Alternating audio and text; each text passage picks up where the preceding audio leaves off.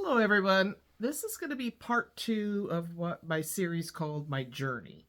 And when I have a previous video that talks about what started my road to divorce and all the events that at the beginning of the situation. And so I'm going to kind of cover some next events that happened. I'm not trying to cover everything in one video, it's a long journey. If you've gone through divorce, I'm sure you have your own journey, divorce journey story that you could tell as well. I'm doing these to help others get through it. I don't care what your situation is, divorce is hard. It's just, somebody said, I read once, I've read a lot of support groups and support forums and things, and somebody said a divorce is like a death without a funeral. And it's the death of your dreams as a married couple, what you thought your future would be together, but you don't get to say, have that final. I definitely didn't have closure in a lot of ways. But again, I came through it, and I'm hoping that by telling my story, and I will eventually get to where I talk about what's helped me financially, mentally, all of those things, so that I can hopefully help others. Okay, so I left off. I had left my home because my ex-husband said, I said I had my bags packed, my car, I had things in my trunk. If I didn't feel safe, I was ready to leave. And he said, well, you'd never get to your car because I would shoot you first. And obviously that was very traumatic. And I was very shook by it and couldn't believe that a man that I'd shared children with, and we had gone through almost 32 years at that point, 30 years of marriage, and that's what he says to me. I was hysterical, and when I left off my last video, I said that he had gone to the movies. He can't make this stuff up, I'm telling you. Anyway, so I called my son. He said, get out. That's scary. So get out, Mom. So I did. Ex didn't realize until the next day that I was actually gone, started frantically calling around and being very angry. I did eventually tell him that, yes, I had told the boys, and that's what started the switch from his anger toward my son's in-laws about the house issue toward then became I was the lightning rod. I was it. I was ruining his relationship with his boys, even though he had written our youngest a letter saying, I don't want anything to see you at Christmas. I can't see you, and all this horrible stuff to his son. Now it was my fault that he was ruined. I'd ruined his relationship with his kids, and I made him say these things, which, as I explained in my last video, obviously you can't make somebody say something. I did not imagine he would ever say anything so horrible to me. So, moving on. So I'm out now. I'm still working. I'm a teacher. I had to go to work every day. And actually, let me tell you, if you're in a bad situation and you're feeling like you can't get up in the morning, go to work, go to work. Get you out of that situation for a while. I am blessed that I had people at work, and I had a good job and a good stable place to go to every day. It really actually helped, I believe. It was stressful, but overall it was good to be there and be busy and productive and all of those things. So anyway, but I didn't know where I was going to go. I had packed my car, but I didn't know, where am I going? I don't know what I'm doing. So you find out through stuff like this so much about people and how much they care. And a gal at work, I'm trying not to get emotional during these things, but some stuff is emotional, obviously. She just walked up to me in the hallway, handed me keys to her home, and said, you're to stay with us. You are welcome in our home. I mean, now I had worked with her for years, but we were good acquaintances and friends, but work friends, and I was just like, oh my gosh. Thank God. So I did go to her house that evening, and her dad sat down with me as well. We were all talking, and he encouraged me to My husband was a um, um, been in the military, so he was a military veteran, and so he was very concerned. Her dad was about my ex, so he was encouraging me to call the veterans. So I did. I don't remember who exactly I called, but I did call, and I reached out for help for my ex many times because I did feel like there was something obviously wrong here. This is not normal, and they wouldn't. They said, "We are so sorry," but if I would tell them he has guns in the home, and they'd say no, and I don't blame them. No, we're not going.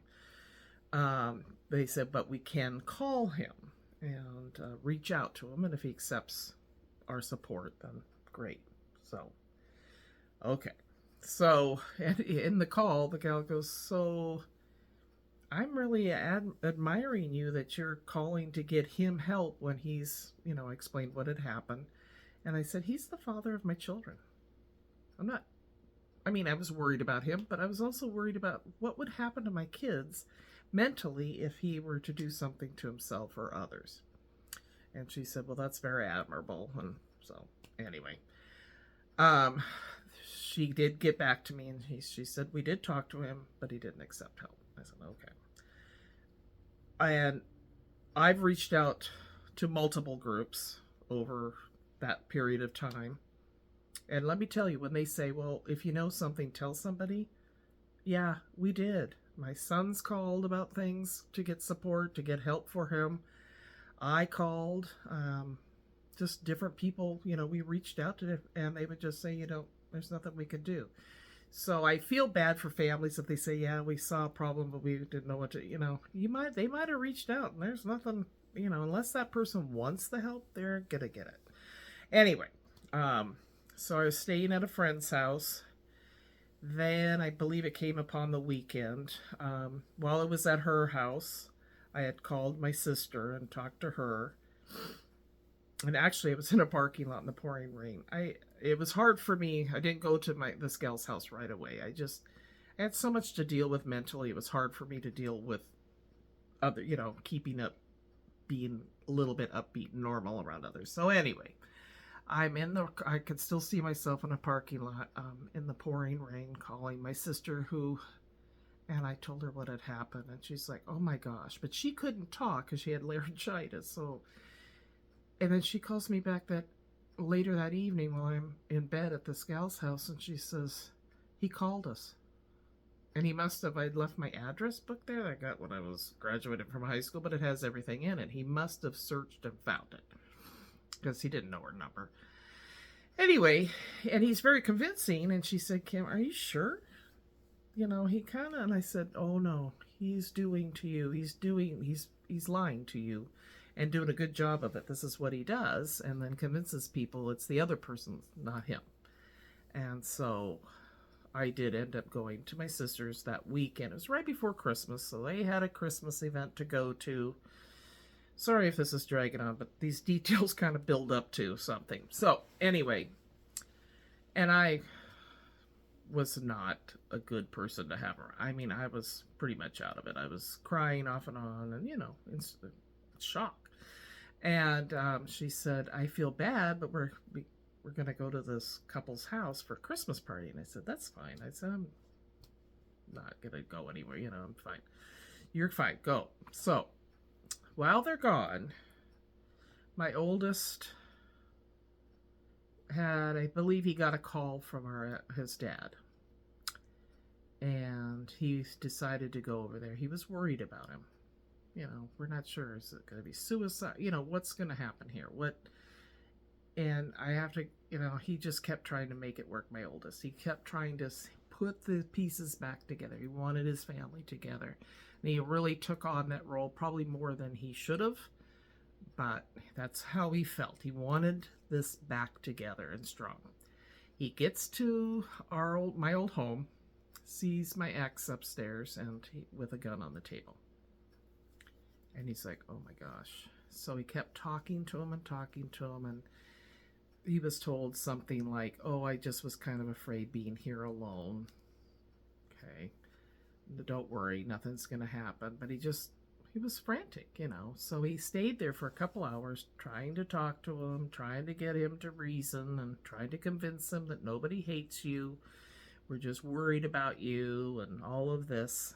Um, and so Brian left and was very sad and very worried about his dad. God bless him. So Brian calls me, and to this day he regrets doing that, but he did what he thought was right. And he said, I hate to ask you, but I think you got to go back. I think he's going to hurt himself, kill himself. And I said, oh my gosh, I don't know. You know, I'm scared. I'm scared to go back. Is that the right thing to do? So I called my ex. Now, I believe, and this is just my opinion. I'm not saying it's based medically or anything, but I've done a lot of reading about narcissism, and I believe he's a narcissist. And my counselor felt like that was what we were dealing with, sociopath type narcissist. And that's I'll get into that story next. But anyway, so I called my ex, and he was very convincing that no, he wasn't going to hurt himself, but he promised he was going to be okay, and would I please come back? I said, I can't come back if all you're going to do is yell at me. No, I won't do that. I'm so sorry. And he's crying on the phone, and you know, it's heart-wrenching. This is a man I've loved for years. So I told my son, I said, I'll go back, but I'm going to go back in the morning. I'm not going in. Well, my sister said I called her. I said, I'm going back. She's like, you're what? You know? And I said, I'm going back. And she said, not tonight. You're not. I have a security system on that house, and I'm locking you in there. So, okay. But I wasn't going to go in the middle of the night anyway. It's pouring down rain. It's the Northwest. It's near Christmas. It's just horrid weather. I was kind of afraid to go at night. So I called my son, and I said, I'm going to go back in the morning. And at first he wanted to come with me. I said, no, I'll go. You know, I don't think I'll be okay. So I go back, and that gave him more power. If you give in to these people and you give them, act like, you know, he's won. He's got me back in his life. It worked. Again, my interpretation of this situation. For the first maybe 20 minutes, and I'm being generous, he was very nice and loving and kind. Then I went, you know, unpacked my stuff and everything, came out on the deck, and he started screaming at me again. And how could I do this? You must be lying. Who all did you tell? And I was very honest. I said, I told a lot. I told my sisters. I told some friends, because I was very scared. I needed to reach out to get support and help. And oh my gosh. And I should have just gotten up and left. But again, I just wanted it to work. I just wanted my life to stay this, you know, be that a married woman, a mom, a grandma. I wanted to be his wife. I wanted that life to work. And I had a lot invested. We had 5 acres. We had a home. I just wanted it to work. So I tolerated way too much. And in retrospect, I wish I had left sooner, but I didn't. So that's the way it goes. You know, people were begging me to leave. So I stayed. And he would, just out of the blue, he'd come through my craft room, and I'd say, oh, how you doing? You know, try to, and he, you know, and I'd stand up and say something, and he'd go, well, I can't believe, you know, just start in. And I was just like, I can't quit yelling at, well, why would you do this? How are you going to fix this? What are you going to do to fix it? And I was just like, I don't know. And he wanted me to talk to the boys.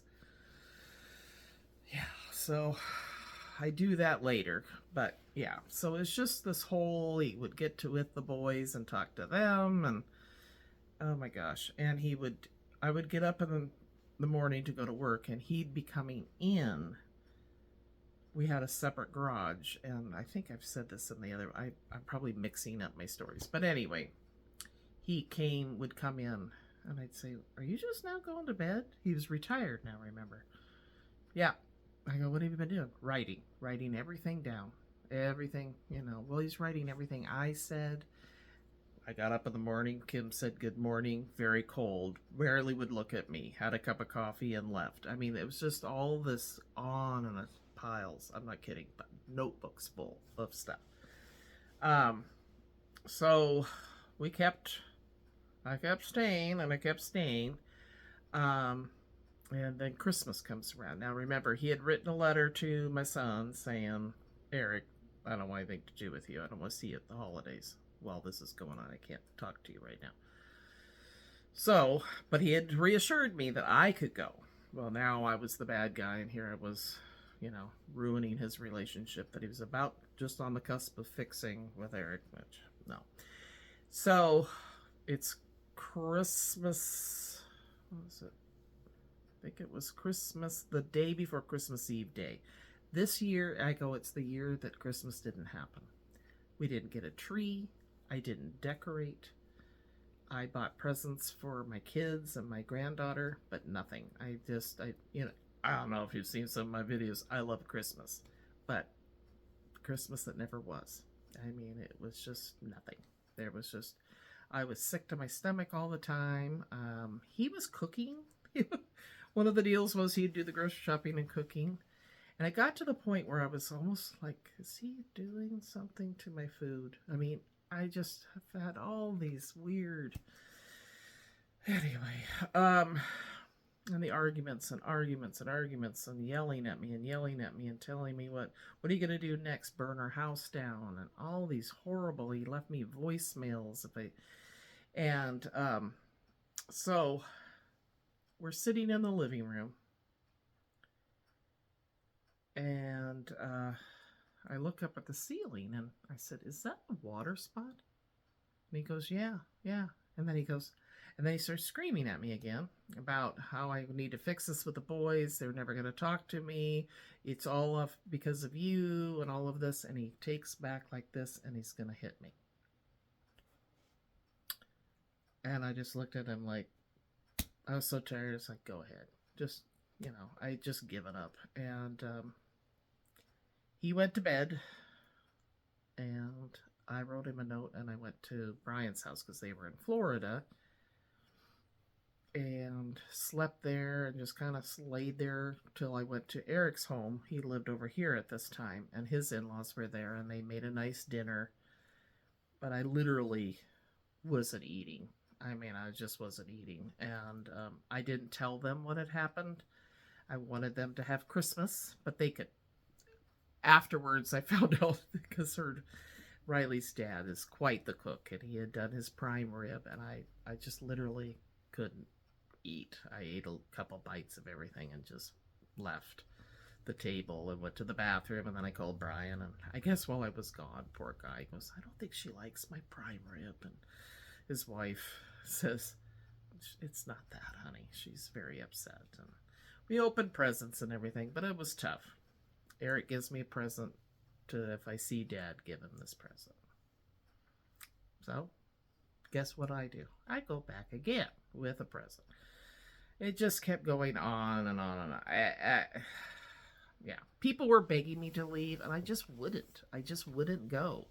My doctor even said, I'll give you money for a hotel. I just don't think you should go back there, because I tell her what was going on. And anyway, and I said, no, it's going to be okay. We'll work it out. And so get through Christmas was horrible. Keeps going. It's just all this stuff. He was mad that I left him a note on a piece of paper that had something on the other side. How dare I, here. I got in trouble for not telling where I was going. So this time I tell him where I'm going. And yet it still wasn't going to be good enough. So I was going to a counselor. He and I started with the same counselor, which I realized I was like, I don't want him to see my counselor. So I got it through work, and she told me, because I started talking about it, and she said, well, he came here for his appointment, but he was really late, and he was highly agitated. She goes, I was really scared. She goes, he's a very intimidating man. And I said, yes, he is. He's very intimidating. So I went home and I said to him, I don't think it's good that we have the same counselor. I mean, she's can't talk to both, hear both of her. That just doesn't make sense. And he agreed, and he didn't like her anyway. And so he said, I'll go get my own count. I said, perfect. It was all paid for, so through my work, so it was great. But as I'm seeing her, and we're working through things and talking, and she's kind of going, I think you're dealing with a narcissist. Well, at one point, toward the end, where it really gets bad, he called her and demanded that she share what we've talked about. And she said, I can't do that. That's against, you don't share. It's confidential. And he was just, but you can do it. You can do it. She's my wife. You can tell me what she's been saying about us. And she refused. So she tells me this, and I'm like, oh my God. And she goes, Kim, this is bad. This is scary. And he's a very scary person. And I said, I know. I go, and I'm meeting him for dinner. So I'm eating dinner with the guy, and I'm like, oh my gosh, he's even calling my counselor, because things had kind of slowed down. And I realized, I thought, okay, I think I'm going to have to leave here pretty soon. We end up with Emma's first birthday. He, at this point, is not talking to Eric and his wife. So they're over. He went to the birthday party. I packed a bag just in case it didn't go good. But they're poor things. They're over in the kitchen trying to avoid him. It's just stressful. And Eric finally came in and said, hi, Dad. And he goes, Dad? Who are you calling Dad? And just terrible stuff. And I went home that night, and he started yelling about how I needed to fix it again, and that nobody talked to him. And I said, oh, he goes, I was hungry. There was no food. I said, there was food in the kitchen. You didn't bring me any? You should have brought me some. I'm like, I don't do that. I mean, yeah, you could have stood up. And anyway, so, and then I had heard that he was calling my counselor, all of this. So I kind of stayed through the weekend again, hoping it would work out. And her birthday's in January, sorry. Right about 2 weeks. When I got home from her birthday, I went out to the garage, and he again was going on and on. He even made me cross my legs, because that's how he liked to see me sit. And I did it. That's how brainwashed I was becoming. He had just pounded till I was not even myself. I am a strong woman, but he had turned me into somebody that doubted what I was thinking, felt bad about myself, questioned my motives. It was just unrelenting. And I said, you've got to give us a break. We're all tired of it. We can't keep hearing this over and over. Give us at least 2-week break. And then we can reconvene and see where we're at. And he agreed. And he kind of did. But the problem was, he was leaving it all bottled up. And so, yeah, it finally came out. And and again, it was getting to the point where I just knew I couldn't. I was getting bad, and I was getting really afraid. And one night I went to Brian, or after work, I stopped at Brian and Kristen's, and I said, I have my bags packed. I may be back tonight. I don't know, but we'll see how it goes. So I went home, and I told Margaret I planned to probably leave. And so she texted me and said, how's it going? I go, actually, I think it's going to be okay. I'm going to be good. I did a video that evening. And Brian said, you sure? And I'm like, yeah, I'm going to stay. Well, and so my ex is, all of a sudden, he's running around in my craft room. If you saw my old videos, I took him down, but it was packed with stuff. But there was a pantry down there and a fridge, and we kept a lot of our keys there. All of a sudden, he's just going through the keys, just going in that. And I go, what are you doing over there? And he said, oh, I'm looking for the leash for the dogs or the collar. And I'm like, okay. Things fall into place for I don't know, but I had both sets of keys on me in my my pocket. Never do that. I never have both keys. Maybe one, but not both sets. And I realized later, he's looking for my keys. so I couldn't leave. So I go upstairs and I think, okay, I got to eat something. And he's up there. And so I sit down and I'm eating. And he starts in again about, how are you going to fix this? You've got to get me so I can talk to the boys. And I said, Carl, I just can't keep doing this. I'm going to leave. I got to go. I'm going to go to Brian's. I said, this is just too much. This is never ending. And he stood up and he says, no, I'll go. You had to leave last time. And I'm like, really? Since when do you care? Because we had talked about, I'd said next time you're leaving, I had to leave last, all this stuff in between things. So he gets up and goes to the garage. Now, don't judge me, but I lived out in the county and out in the middle of nowhere and he was in National Guard, whatever. So I had a gun. And when the kids were old, they were out of the house. So I kept it in my dresser by my little nightstand by my bed. And for some reason, I'd gone back to get something out of that nightstand. And I opened the drawer and I realized my gun was missing. And I have never in my life, I've heard people say the hair on the back of your neck stands up. Mine stood up. I have never had that feeling. I look back and I think my mom might have been, somebody was telling me, get out. And I just rushed out of the house, grabbed my purse. The poor dogs, I miss them so much, were barking at my feet and trying to figure out what's going on. I flew into the car and I'm racing up. He's on the phone. He's calling the police. And I'm rushing and he goes, Kim, don't go. Police are on the phone.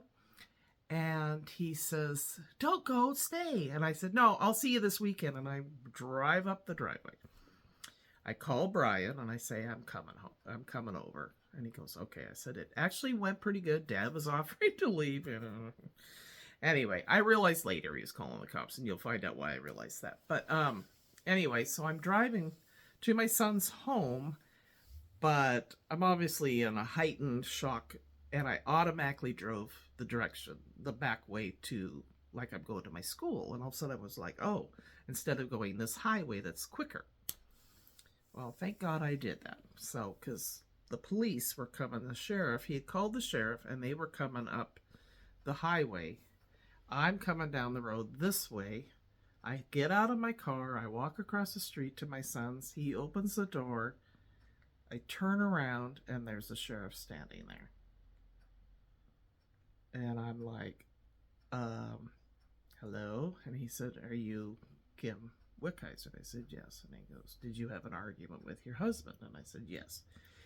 And he said, turn around. And he told my son, get back in the house. This is a deal with you. You step in the home. Close the door.